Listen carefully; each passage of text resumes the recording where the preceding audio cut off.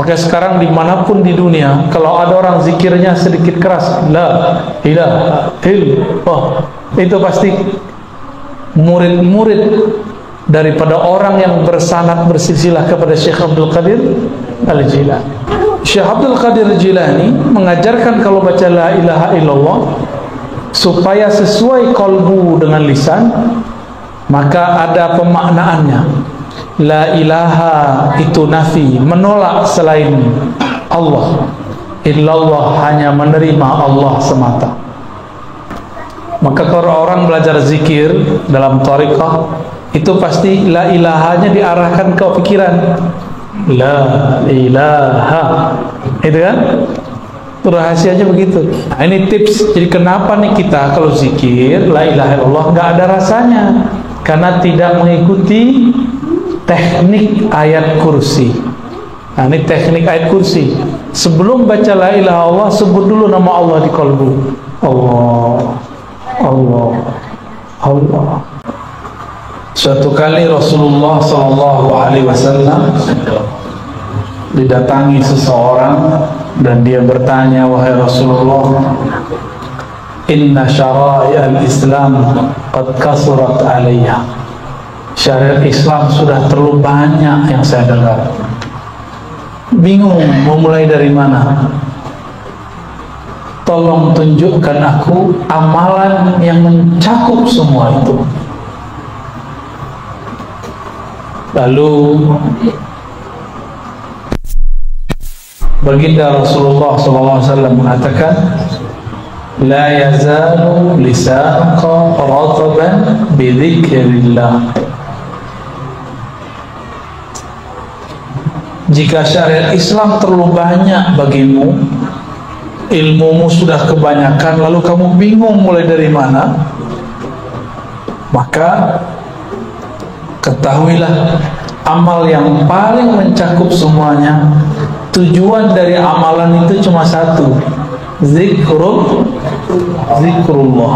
Maka kemudian Nabi mengatakan, la yazalu lisanuka ratban bi dzikrillah.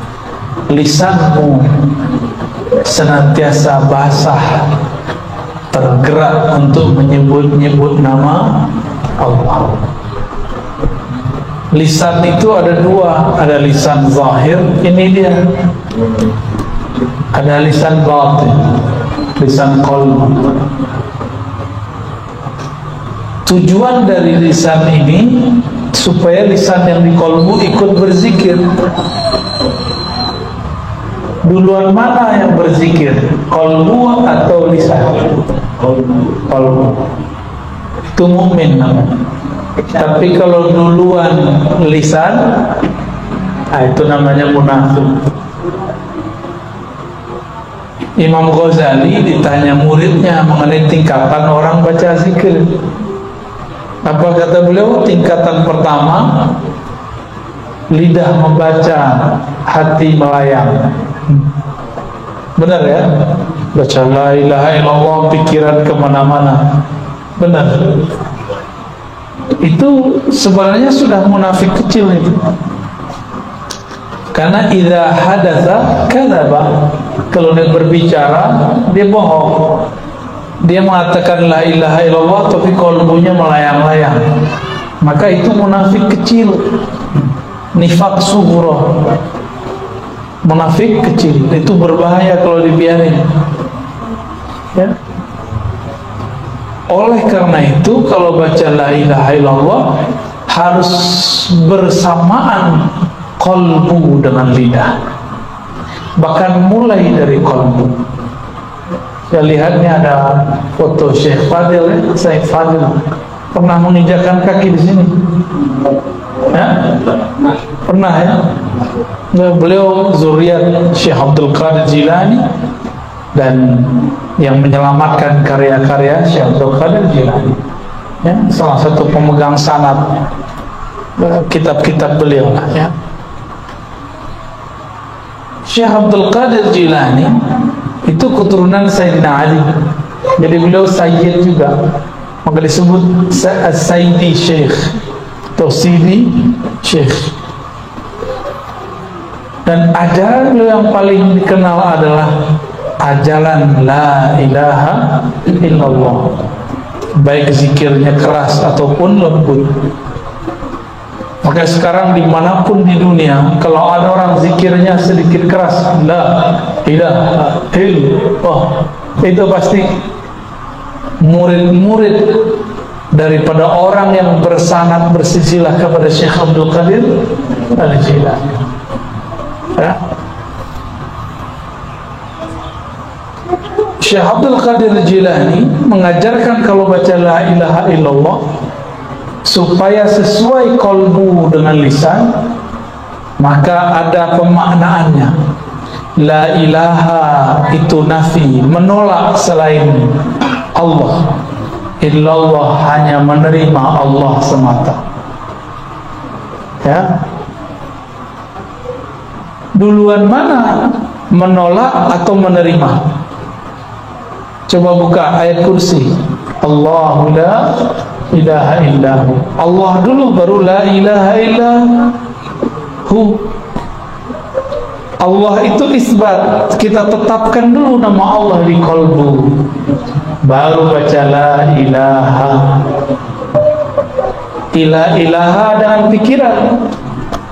Maka kalau orang belajar zikir dalam thariqah, itu pasti la ilahanya diarahkan ke pikiran. La ilaha, itu kan? Itu rahasianya begitu. Karena pikiran ini bisa mikir banyak. Kalau kolbu nggak bisa banyak, kolbu cuma satu. Kolbu hanya mampu memikirkan satu, hanya mampu mengarah kepada satu, nggak bisa dua. Ya, tidak ada dua kolbu di satu dada, nggak ada. Ya.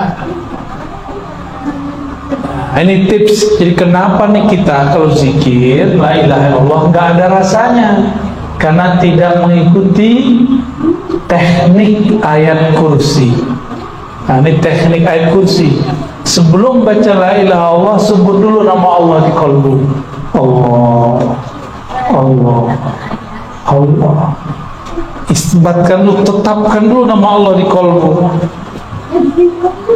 Baru baca la ilaha, dihunjam lagi ke tempat kolbu yang tadi baca Allah illallah. Kalau nur ketemu nur, disebut nurun ala nur. Nama Allah itu cahaya. Kita masukin lagi nama Allah, cahaya lagi. Cahaya berlapis-lapis cahaya.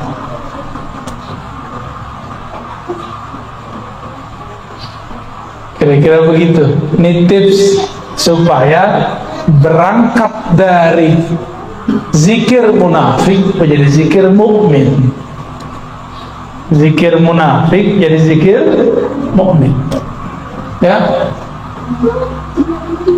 Kolbu ini terganggu kalau mata melihat.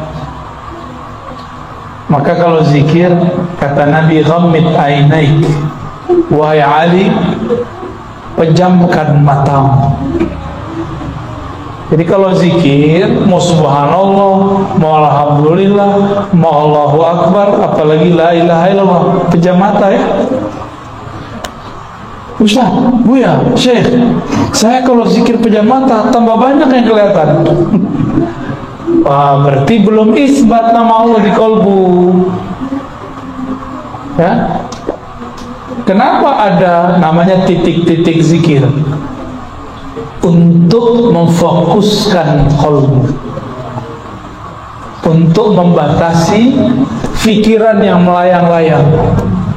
Maka ada namanya titik-titik zikrullah.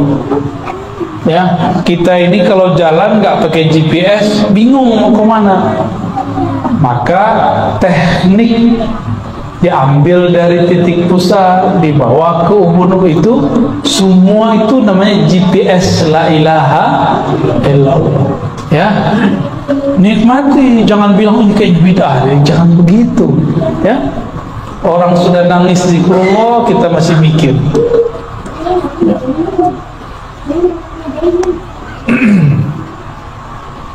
Satu kali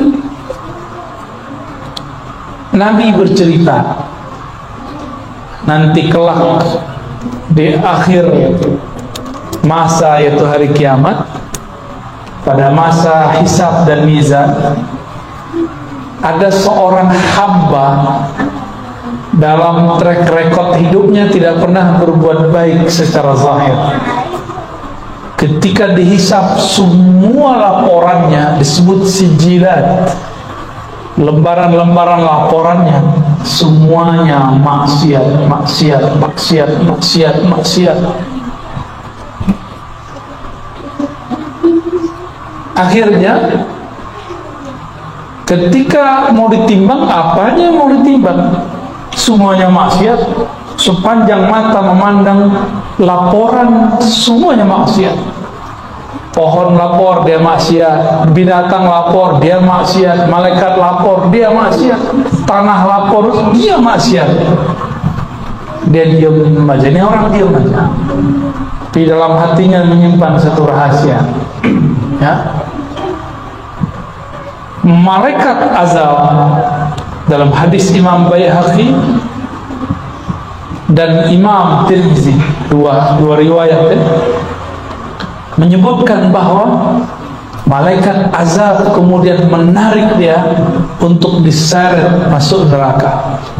Maka dirantailah orang ini dengan rantai yang sudah disiapkan oleh malaikat azab.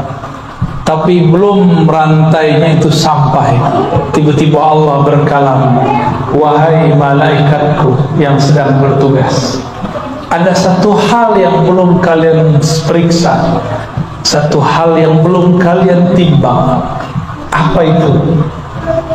Bedah isi dadanya, bedah isi kolbunya. Lalu malaikat pun membedah kolbunya. Dikeluarkan, ternyata jantungnya berdenyut menyebut nama Allah, Allah, Allah, Allah, begitu. Di riwayat Imam Tirmizi itu jantungnya, kolbunya membaca la ilaha illallah, dan itu tertulis, ada nur di dalam kolbunya. Apa kata Allah? Tuh, catat, timbang. Dicatat oleh malaikat, ditimbang. Bahkan di riwayat itu dikatakan kolbunya diambil, jantungnya diambil, lalu langsung timbang. Apa yang terjadi? Yang tadi amal baiknya tiada waktu ditimbang, sekarang ketika kebenaran la ilaha illallah ditaruh, langsung begini.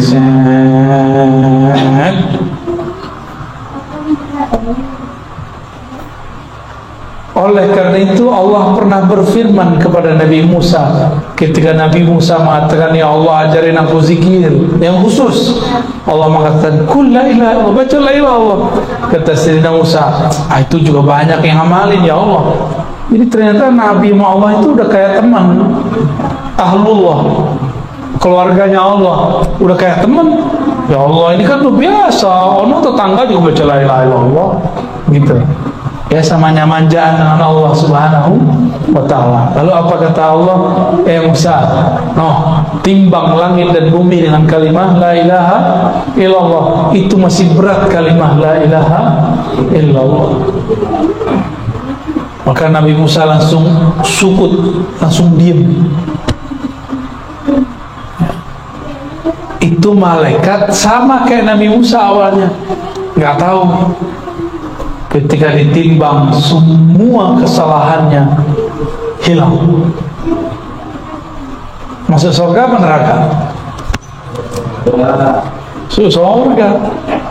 Karena ternyata di dalam darahnya mengalir lafaz la ilaha illallah. Kembali ke, dan ini Nabi mengisahkan masa depan. Kok bisa Nabi mengisahkan masa depan? Ternyata Nabi itu adalah seorang traveler. Apa arti traveler? Penjelajah, time traveler, ya, penjelajah waktu. Kok bisa? Kalau di film-film kan ada mesin waktu. Itu mah terlalu ngayal. Allah berfirman, ana dahru, akulah sang waktu, maka mendekatlah kepadaku. Kira-kira begitu kalau dimaknain ya. Aku akan bawa engkau jalan kemanapun engkau mau. Itu kalau dimaknain.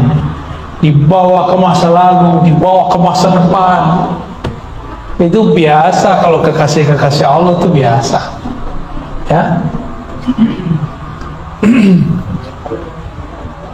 Jadi apabila seseorang memasukkan nama Allah di kalbunya, maka dia akan mendapatkan seperti yang dikisahkan Nabi Sallallahu Alaihi Wasallam. Kalbunya menjadi berkualitas.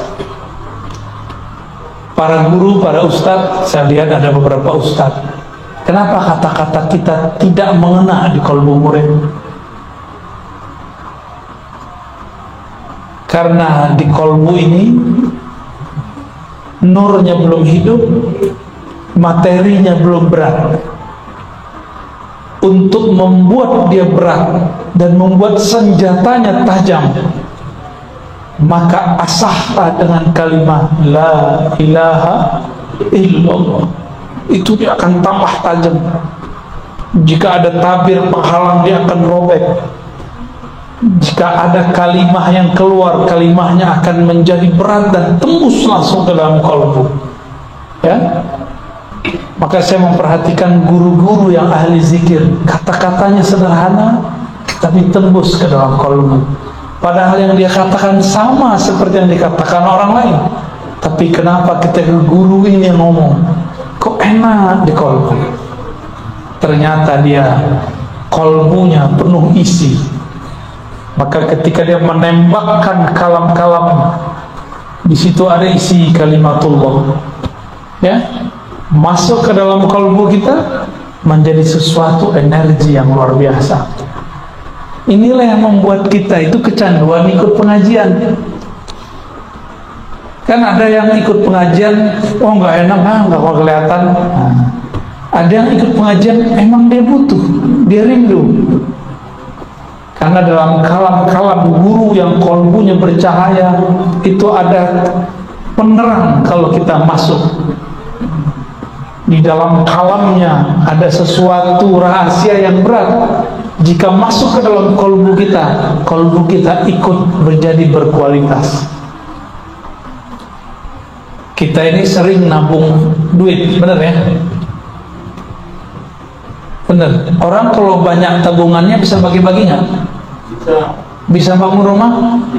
Bisa beli apa aja? Sama. Orang kalau sering nabung kalimah Allah di kalbu, dia punya tiket khusus kepada Allah. Ya. Dia mau apa aja, tinggal tabungan nama Allahnya dia pakai. Ya. Itu sebabnya aulia-aulia Allah ini la khaufun alaihim wa lahum yahzanun, enggak ada rasa takut. Qulubu auliyaillah bunukul asma wal af'al was sifat. Ya, bunuk apa arti bunuk? Jamaah dari bank. Kalbunya para wali adalah bank-banknya nama, sifat dan af'alnya Allah. Ya, ke orang-orang yang sudah jadi kekasih Allah, dia nabung nama. Karena kalbunya juga menjadi bank nama Allah, maka dia bisa bagi-bagi nama. Ya, bahkan ada yang lebih dari sekedar bank, dia menjadi seperti orang-orang yang kaya yang sudah bingung duitnya mau diapain, bagi-bagi aja. Distributor terus dibagi ke siapa aja. Jadi orang, kalau orang mulai bekerja umur 20-an, umur 30 udah nanjak karirnya, umur 40 sudah sukses, benar? Udah mapan. Udah mapan biasanya. Kalau dia kerjanya umur 20, kalau dia mulai kerja sebelum umur 20, umur 30 sudah mapan.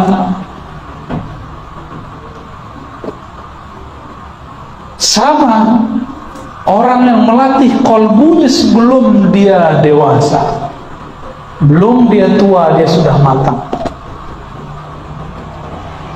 Itulah Sayyidina Ali.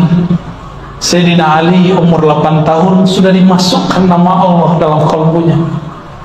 Maka ketika beliau masih sangat muda, beliau sudah menjadi gurunya para sahabat. Dan Nabi mengatakan, ana madinatul ilmi wa aliyun babuha. Aku kota ilmu, gudang ilmu, sumber ilmu. Kalau mau masuk lewat Ali, Alilah pintuku. Maka tidak ada sekarang thariqah kecuali lewat Sayyidina Ali, atau thariqah Naqsyabandiyah lewat Sayyidina Abu Bakar, tapi juga lewat Sayyidina Ali. Sanad sahihnya lewat Sayyidina Ali, sanad ruhaninya lewat Sayyidina Abu Bakar. Karena kalau pakai sanad Sayyidina Abu Bakar ada riwayat, 3 riwayat terputus secara jasad, tapi terhubung secara rohani. Namun kalau lewat Sayyidina Ali ada 2 cabang dan dua-duanya muttasil, nyambung. Ya, kalau dalam ilmu hadis terputus lemah, tapi dalam ilmu tasawuf jika nyambung secara rohani dia tidak lemah, malah tambah kuat. Ditambah sanad yang tersambung kepada Sayyidina Ali. Inilah beruntungnya kita. Jadi Bapak Ibu, ini rahasia kita aja ya, walaupun ada yang rekamnya. Ahlus sunnah itu jangankan ilmu yang besar, Al-Quran yang banyak itu ayatnya, satu kalimat la ilaha illallah aja ada sanadnya. Satu kalimat la ilaha illallah ada sanadnya. Bahkan dipecah kalimat huwa itu ada sanadnya. Hu Allah ada sanadnya. Zikir hayy ya hayyu ya qayyum itu ada sanadnya semua. Apalagi Quran, apalagi sholat, apalagi ilmu ma'rifat, bersanad semua. Nggak ada yang bersanad kita. Saya jenggot aja ada sanadnya nih Pak. Kenapa saya berjenggot sedikit Pak? Nggak sepanjang Bapak itu ya. Sepanjang Bapak itu jenggot saya jadi ke timur, la syarqiyah wala gharbiyah deh. Nggak ke timur ke barat, nggak jelas ya. Susah bisa punya serapi itu tuh ya.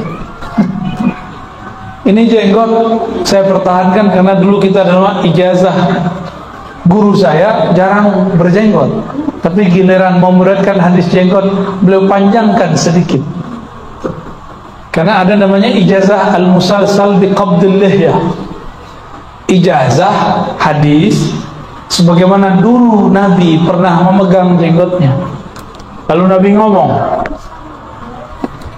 maka guru saya menyampaikan hadis itu sambil megang jenggotnya walaupun cuma jenggotnya dikit. Itu ada sanadnya. Nanti minta ke tuh guru Jailani ya, setelah Abuya Ahmad Syarwani wafat, itu salah satu pemegang sanadnya adalah guru Jailani. Minta ke sana, sanad musalsal namanya. Mohon diagendakan Ustaz. Beliau ini terlalu tawadhu, nggak mau pamer-pamer sanad. Ya, saya baru ngambil sanadnya. Mungkin saya yang pertama ngambil sanad dari luar ya. Dan saya deklarasikan diri saya murid beliau. Ya, tolong diterima saya jadi murid Pak Kiai. Saya ngomong begitu, ya. Dan itu tidak membuat diri saya hina. Jadi kita kalau jadi murid orang justru itu menambah kemuliaan rohani. Kalau sebagian orang kan gengsi, masih muda gitu. Itu nggak sopan tuh ngomong begitu ya.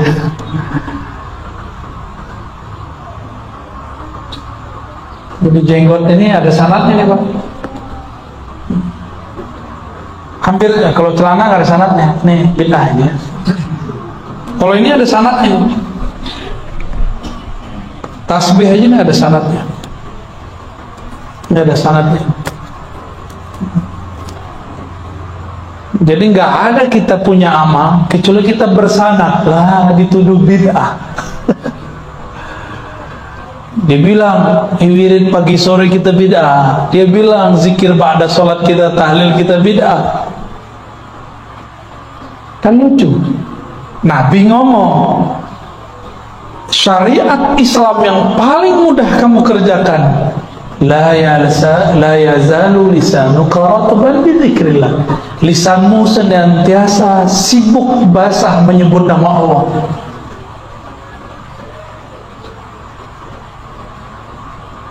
Di akhir surat Al-Jumu'ah, di mana ayatnya?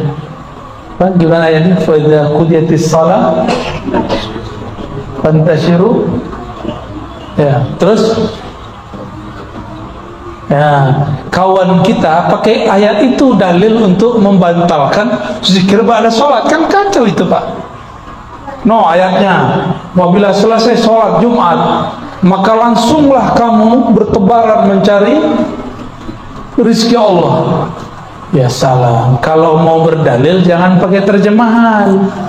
Ya, kita mentafsir saja itu ada sanadnya, disebut tafsir bil ma'thur. Gak boleh asal-asal ngomong. Jika selesai sholat fantashiru, maka bertebaranlah. Ini dalil bahwa ba'da sholat gak boleh berzikir. Bid'ah mimpin zikir. Kata kawan, kita tanya sama dia, boleh nggak mentakwil, mentaksir dengan rohyu dan akal pikiran? Oh, nggak boleh. Kita tanya balik, kamu tahu tafsir itu dari mana? Oh, itu dari teksnya. Berarti dia pakai akal-akalan. Yang ngerti makna ayat ini siapa? Rasulullah Sallallahu Alaihi Wasallam. Rasulullah pada sholat Jumat langsung bertebaran atau zikir dulu? Zikir dulu. Tapi ada dua riwayat yang berbeda. Sayyidah Aisyah punya riwayat, beliau tinggal di rumah. Kata Sayyidah Aisyah, Nabi kalau pada sholat baca istighfar, lalu Allahumma antas salam dan balik. Kata Sayyidah Aisyah. Tapi kata Sayyidina Abu Hurairah, kata Sayyidina Abdullah bin Umar, kata Sayyidina Abdullah bin Abbas, Abu Sa'id Al-Khudri, Jabir, Ibn Mas'ud, semuanya sepakat meriwayatkan Nabi kalau pada sholat itu zikirnya beragam. Ada yang istighfar ini, ada yang istighfar itu, ada Allah mantas salam, ada yang la ilaha illa syarikalah, Allahumma la mana lima a'taita, ada yang zikir Fatihah, ada yang subhanallah 3 kali, ada subhanallah 5 kali, begitu beragam. Oleh guru-guru kita dulu, ketika Tuan Guru Syekh Muhammad Arsyad Al-Banjari pulang dari Madinah, maka dia ajarkan murid-muridnya, ada namanya perukunan. Benar? Di perukunan itu amal orang Madinah dulu. Jadi kalau kita datang ke tempat-tempat orang tua-tua lama di Madinah, itu zikirnya sama seperti yang ada di perukunan. Persis sama, nggak aja beda. Astagfirullahaladzim, alladzi la ilaha illa huwal hayyul qayyum wa atubu ilaih. Ada semua. Min dzalika billazi alam, ada semua. Ya. Habis itu Allah mantas salam, habis itu la ilaha illa syarikalah, habis itu Fatihah, ayat kursi. Ya, benar ya? Habis itu surah Al-Imran, ya. Inna dina indallahi al-Islam. Habis itu baru tasbih 33, alhamdulillah 33, Allah akbar 33, tahlil. Ditutup dengan asyhadu an la ilaha illa syarikalah, ilahu wahidahu wa rabban syahidillah. Semuanya itu amalan mereka semua. Dulu diamalkan oleh orang Madinah. Sekarang di Masjid Madinah amal itu sudah tidak ada. Pindah ke Pulau Kalimantan, ya. Pindah ke Balikpapan. Udah dibuang oleh mereka. Maka kita nggak boleh bercerita tentang Nabi satu riwayat. Ada kaedahnya. Jika riwayatnya tentang isi rumah tangga, amal Nabi di dalam rumah, maka riwayat istri-istri Nabi lebih sahih. Contoh, cara Nabi buang air kecil, cara Nabi mandi, cara Nabi tidur, amal-amal yang dilakukan di Madinah, di ruang rumah. Maka riwayat istri-istri Rasulullah SAW itu lebih kuat.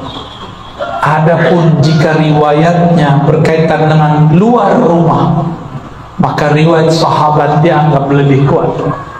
Nah, ini ada ilmunya ya, ada kaedah-kaedahnya begitu.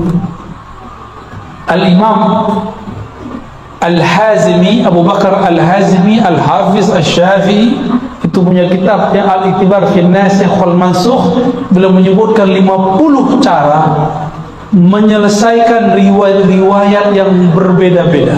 Salah satunya ketika Aisyah mengatakan Nabi baca Astaghfirullah Allahumma anta salam lalu pulang, dengan riwayat-riwayat sahabat-sahabat yang lain. Itu beliau punya kaidah bahwa yang kuat adalah zikir yang banyak.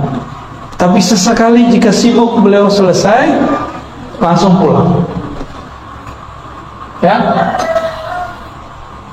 kalau orang sering menyebut-nyebut nama Allah, maka nama Allah itu menjadi kredit, menjadi kekuatan, menjadi tabungan dalam kalbunya. Jika dia sudah menabungnya lama, disiplin, maka satu nama masuk ke dalam kalbu, Allah beratkan 10 kali.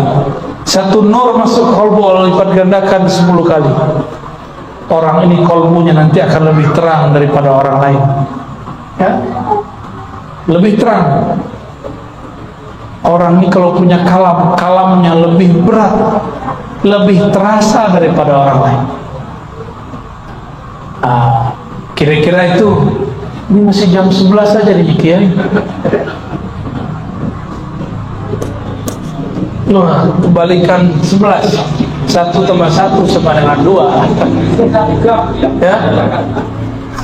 Selisih ini sudah disyahadatkan. Syahadat orang Balikpapan.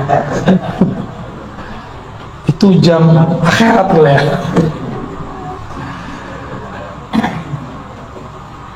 Terakhir, ada satu hadis Nabi Sallallahu Alaihi Wasallam mengatakan, ketika aku naik ke alam malaikat, disebut malakut, tiba-tiba aku mendengar ada malaikat berzikir. Apa zikirnya? Subhana Rabbiyal Azim bihamdi. Ada lagi Subhanallahil Azim, Subhanallah bihamdi, Subhanallah bihamdi, Subhanallah azim. Itu diulang-ulang. Subhanallah azim, Subhanallah. Diulang-ulang terus. Jadi ternyata ada malaikat dari awal dicipta zikirnya satu aja. Subhanallah bihamdihi, Subhanallahil azim. Itu jadi zikir kita kan? Itu zikir malaikat di alam malakut. Di alam mereka, malaikat itu nggak minum ini, minumannya zikrullah. Malaikat tuh nggak makan daging, nggak makan ikan, dia makan zikrullah. Maka kalau ada majelis ilmu, majelis zikir, itu malaikat dari langit turun ke bawah, itu kenyang, dia bukan main. Jadi Allah itu memuliakan manusia. Dengan apa caranya? Kitalah yang menyajikan makanan-makanan malaikat. Bidah nggak ngaji begini? Jadi lebih mulia siapa sebenarnya? Yang ngestok makanannya malaikat kita sebenarnya, ya. Itulah rahasianya. Ini rahasia kita yang kedua, yang terakhir. Kenapa rumah wali-wali Allah senantiasa didatangi, dikelilingi malaikat? Karena mereka dapat sajian terus di situ. Sebagaimana Sayyidina Ibrahim, setiap kali ada tamu datang, dia buatkan makanan. Dia lupa kalau yang datang, karena saking asiknya. Beliau ini hore, kalau ada tamu, beliau girang sekali masak untuk tamu. Kalau kita kan, datang lagi nih, beban lagi nih, gitu ya. Nabi Ibrahim bukan orang kaya, tapi beliau menyediakan beberapa ternak. Kalau ada tamu datang, dia gulai, dia kubuliin, kira-kira gitu loh sekarang ya. Beliau langsung masak dengan tangannya. Ternyata satu kali yang datang 3 orang itu bukanlah manusia.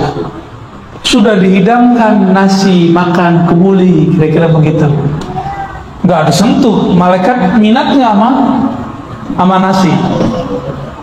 Minat gak sama gandum? Minat gak sama daging?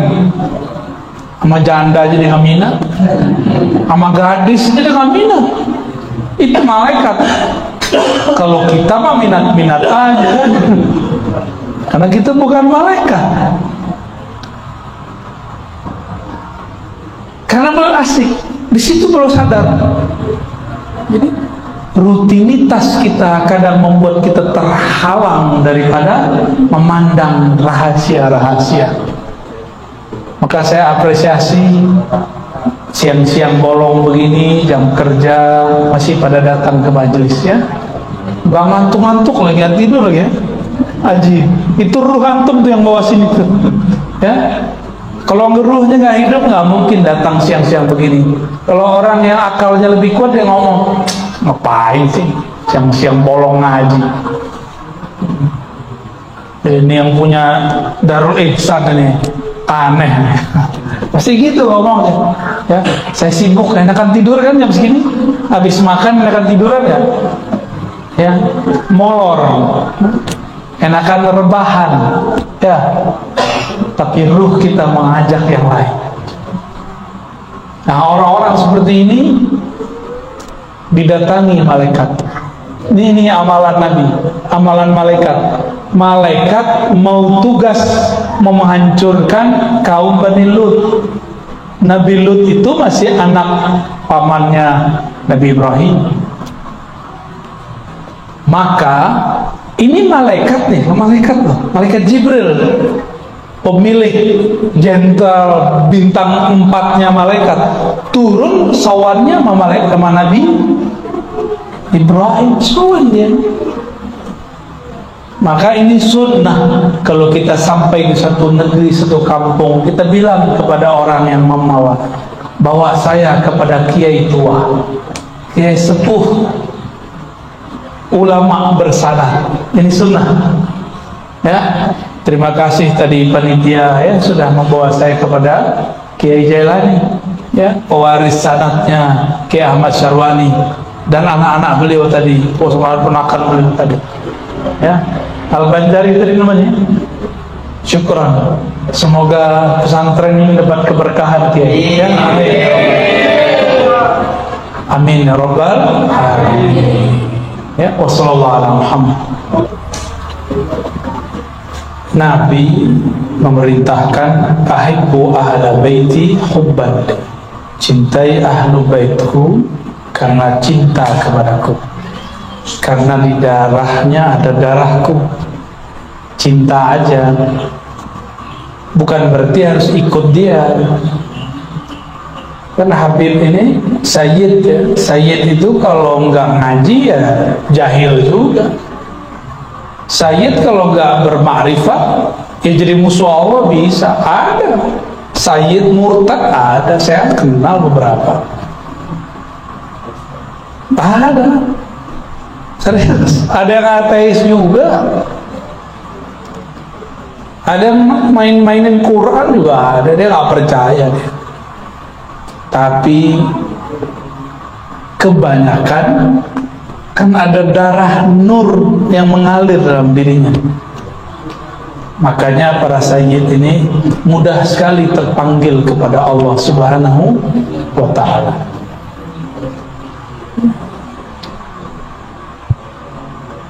Zuriat Nabi itu ada 2 jenis. Ada jenis nasabi, ada 3 ya. 3 jenis, nasabi, ilmi, satu lagi ruh. 3. Nasab jasad, nasab ilmu, ada nasab ruh. Kalau nasab darah ya jadi sayyid, lahirnya jadi sayyid.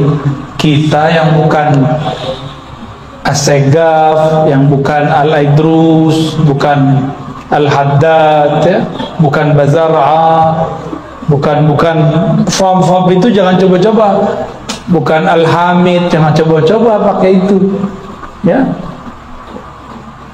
Maka tidak boleh menghabibkan, mensayyidkan orang yang belum pasti zuriat Nabi SAW. Tapi ada jalur lain, yaitu ilmu. Ini yang dijaga oleh ahli hadis, ahli Quran, ahli fiqih, ya. Mereka jaga sanad itu. Makanya saya salah satu orang yang ingin termasuk bagian dari mereka. Setiap masuk satu negeri, jika panitianya mengerti maksud saya, pasti dihantar ke guru tua yang bersanad, ya, biar kita ambil silsilah ilmunya dari fulan, dari fulan, dari fulan, dari fulan. Jadi kalau sanad nasab darah bin binti. Kalau ini an dari fulan, dari fulan, dari fulan, dari Rasulullah SAW. Ada satu lagi, ruh. Kalau ruh ini langsung Rasulullah. Itulah yang disebut wali, kutub, wali abdal. Ruh langsung ke Rasul, ya. Kalau ulama cuma dapat nurnya,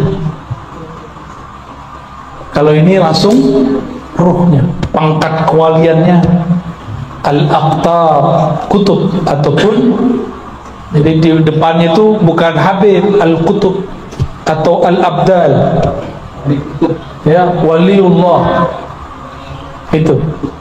Tapi itu nggak boleh digede-gedein, ya. Jangan ditulis spanduk al-kutub kiai apa Sontoloyo. Jangan coba-coba, nunggu mati itu, ya. Jangan klaim sayyid aja nggak boleh kalau bukan sayyid, apalagi klaim wali karena belum jadi wali. Wali ngerti dia wali, ya, tahu dia pengangkatan dirinya, itu tahu dia. Wali kota aja diangkat, ya. Masa waliullah nggak diangkat? Nggak ngerti ilmu kewalian, uskut. Oh, semua orang beriman wali. Itu wali am. Ada wali khas, wali yang spesial, ya. Nabi aja 124.000, ada yang khas. Para Rasul 313, ada khawasul khawas 25, ada khawas-khawasnya lagi 5. Ada pemegang semua khawasnya satu, Sayyidina Muhammad sallallahu alaihi wasallam. Ya. Apa kata Nabi ketika ada seorang sahabat bertanya, Abu Dzar atau Abu Darda, "Ya Rasulullah, nanti engkau di mana, saya di mana?" Maksudnya di surga. Apa kata Nabi? Nabi ngerti maksud dia. Dia pengen bersama Nabi. Jawaban baginda Nabi SAW, "Anta ma'aman ahbabta." Kamu, wahai sahabatku, di sorga nanti, walaupun amalmu tidak banyak, ilmumu tidak tinggi, tapi engkau akan bersama yang kau cintai. Dari 3 tadi, yang mana yang paling cepat? Kalau orangnya gabung 3-tiganya, udahlah sayyid, udahlah alim, ruh, itu yang disebut wali kutub, khawasnya kutub. Ada juga wali kutub tapi tidak sayyid, ada banyak. Zaman sekarang ini tambah banyak, karena sudah banyak wali-wali Allah wafat. Coba tanya di Hadramaut, banyak wali sudah wafat. Coba tanya di Palembang, tanya di Betawi, Habib-habib, kiai-kiai di Jawa, banyak yang sudah wafat. Kiai-kiai di Jawa itu keturunan Azmat Khan kebanyakan, nggak semua. Zuriat Rasulullah juga. Cuma karena nasab ini kan mirip ilmu hadis. Jika tidak kuat, maka hadisnya dhaif, maka sayyidnya dhaif. Paham maksudnya? Jadi ada orang Azmat Khan, dia tidak bisa membuktikan sanadnya nyambung, maka dia Sayyid Munqati', Sayyid tapi jalurnya terputus, maka sebenarnya nggak boleh disebut Sayyid, mending nggak usah, berbahaya. Tapi jika bisa membuktikannya, sebut, ya, boleh tulis namanya Sayyid. Jadi cintai wali, jangan cintai saja seorang ahli nasabnya, dia nggak cukup, tapi nur yang ada dalam dirinya. Karena engkau cinta kepadaku, cintailah mereka. Jadi jangan fokus ke mereka, fokusnya ke nabinya. Karena Habib ini macam-macam juga, ya. Ada Habib bertorikot, ada Habib anti torikot, ada Habib pergerakan, ada Habib beda pergerakan, ada Habib A, ada Habib B, semuanya Habib, ya. Jangan dikira kalau ada seseorang anti dengan perkara satu Habib terus dia anti Habib, enggak. Dia mungkin punya Habib yang lain, ya, benar nggak? Ya, Habib Fulan udah beda sama Habib Fulan. Kalau kita sedang sama salah satunya, bukan kita anti yang lain, enggak. Nah, ini harus digarisbawahi, ya. Maka cintai Habib bukan berarti fanatis kepada Habib terus kita membenarkan semua dia, enggak. Mereka manusia biasa kok. Bedanya di dalam dirinya ada damun Nabi. Selama masih ada 3 golongan ini di bumi, tidak terjadi kiamat. 3, ya. Ahlul bait, ahlul ilm, ahlul ruh.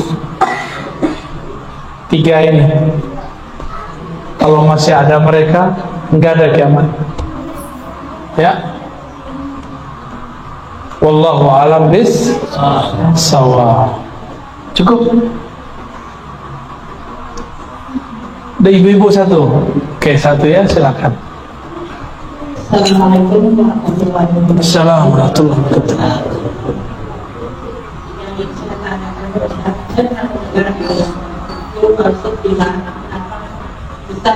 Kita sholat dari awal, kadang dari awal terakhir itu kan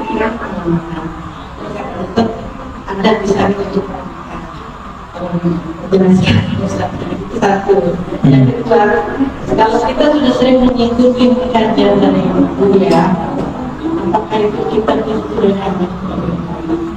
Terima kasih. Assalamualaikum warahmatullahi wabarakatuh. Sholat kok pikiran banyak, katanya ada cara cepatnya, ya. Cara cepatnya, sebelum sholat ingat-ingat dulu kita mau nyembah siapa, kenali dulu dia, kita mau nyembah siapa. Kalau kita kenal dengan yang akan disembah, langsung gemeteran di dalam. Karena kita nggak kenal siapa yang kita sembah, maka kita banyak pikiran. Siapa ya? Siapa yang banyak yang datang. Jadi kenali yang disembah, pasti engkau khusyuk dalam beribadah. Gitu, ya. Gitu, Bu, ya. Ringkasnya gitu. Lalu gimana caranya? Ya, datang dong ke ahlinya. Tidak semua kiai itu ahli ma'rifat. Ahli ma'rifat cuma wali Allah. Wali Allah itu ada yang terkenal, masyhur, ada yang mastur. Pintar-pintarlah mencari. Karena kita tidak mengerti, tanyalah kepada Allah. Sholatlah istikharah, sholat hajatlah, nanti Allah kasih unjuk. Ya, bertanya kepada yang alim. Kalau enggak, ntar sholat khusyuk dikira menerjemah. Ya, ada kawan saya punya orang tua kapok ikut pengajian. Orang tuanya trauma ikut pengajian, ikut kursus, ikut daurah. Kenapa? Si ustadz mengatakan sholat khusyuk itu harus tahu arti yang dibaca. Kata si bapak aki-aki ini, saya ini bukan anak pesantren, disuruh nerjemah, kacau otaknya.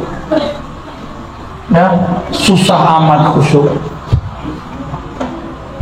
Khusyuk itu bukan ngerti terjemahan.